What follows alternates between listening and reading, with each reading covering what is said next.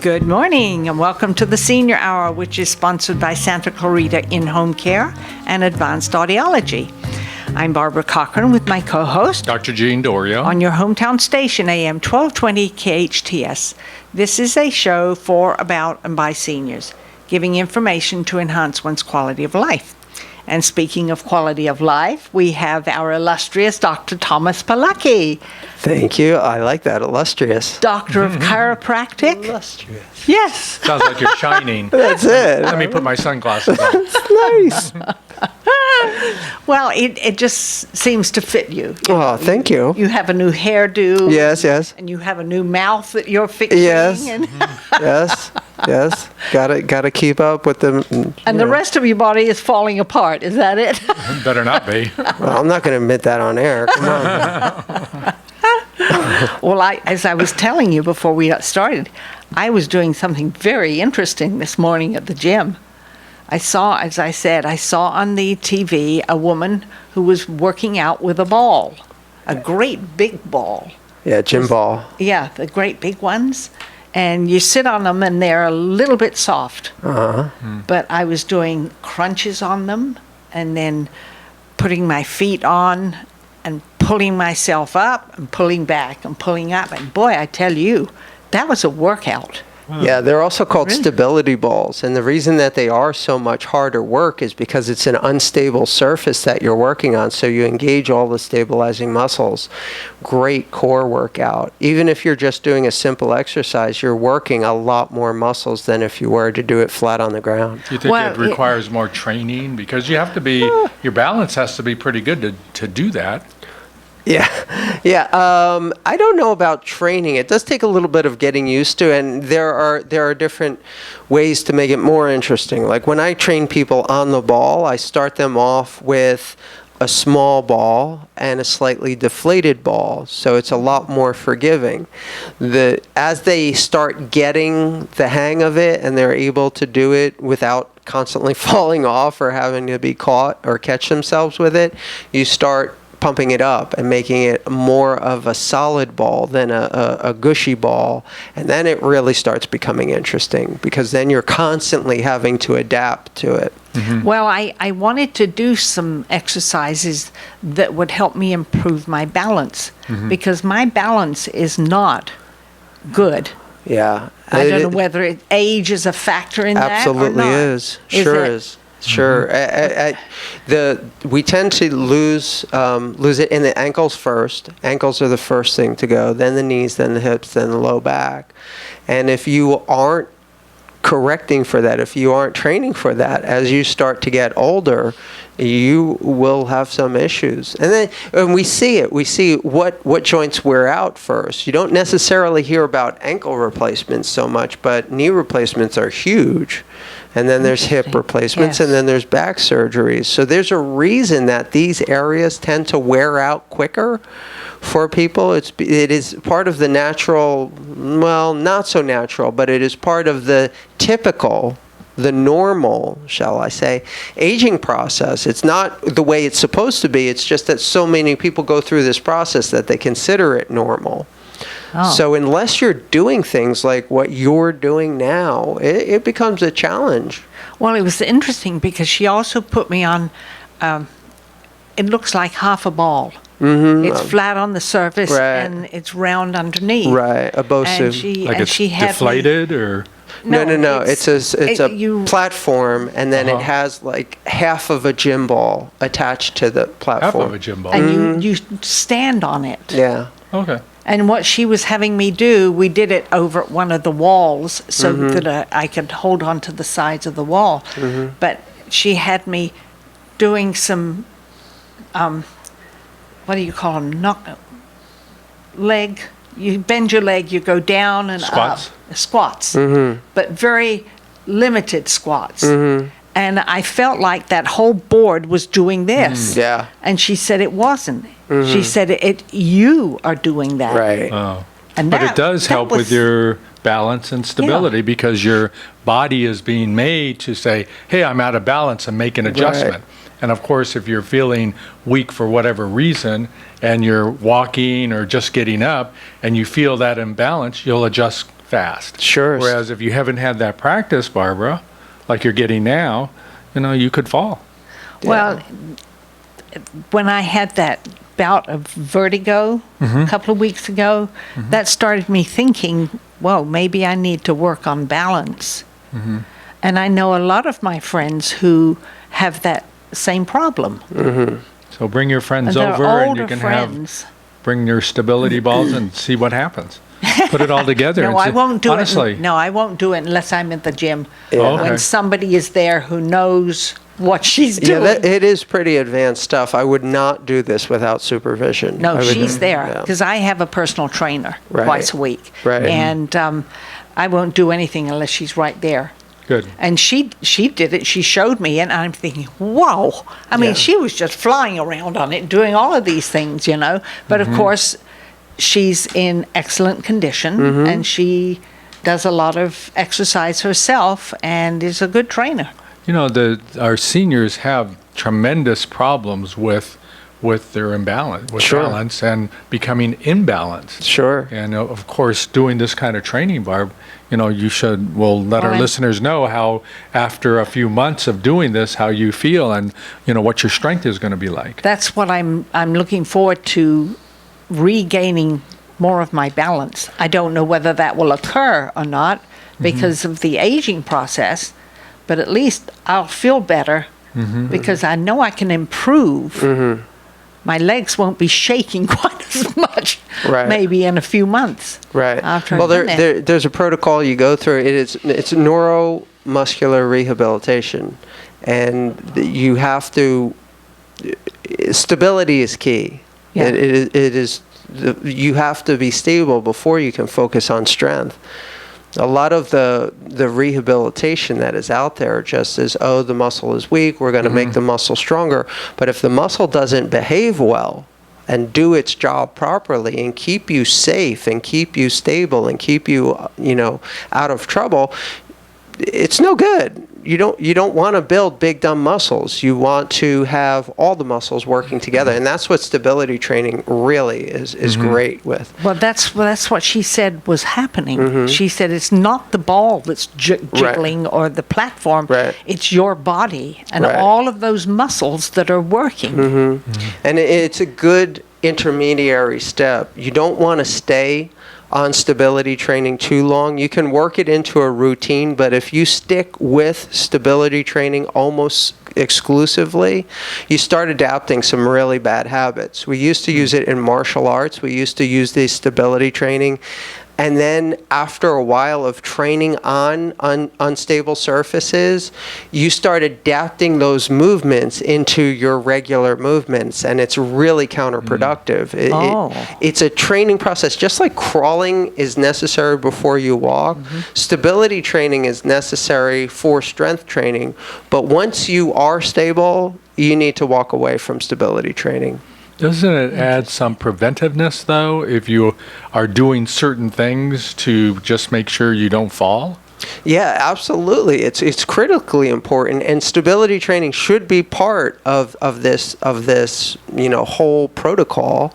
It is In the beginning. Yeah, In the it is beginning critically especially. important and overlooked by the overwhelming majority Yeah, it is. of therapists out there. So it is an important part, but as I said, it is just a part, and you can't stay on stability training too long. You need to graduate from that. Well, it was interesting because I was walking on the treadmill when I first got there before my time was coming. And there was a young woman who walked up in front of me and stood on the mat. She stood on one leg and had her other leg up like this. She did not quiver. And I'm thinking, holy cow, Yeah. how do you do that? Then she'd pull it in like this. Wow. And then she'd pull it up and go out again. And I'm Right. thinking, oh, good glory. She did that with both legs. Sure. And it was amazing to watch her. And she was 92 years old. No, she wasn't. Oh, shucks. No, she wasn't. She must have been 30.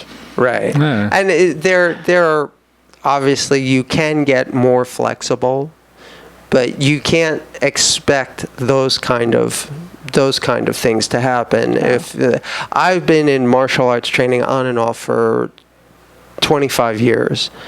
I don't have that kind of flexibility, and I work on it every single day. Some people just aren't going to be that flexible. Right. But you should work on improving your flexibility. If you can even improve your flexibility 5% of what it currently is, and there's the right way to do it, obviously, and the wrong way to do it. I don't recommend anybody start off with trying to raise your leg over your head.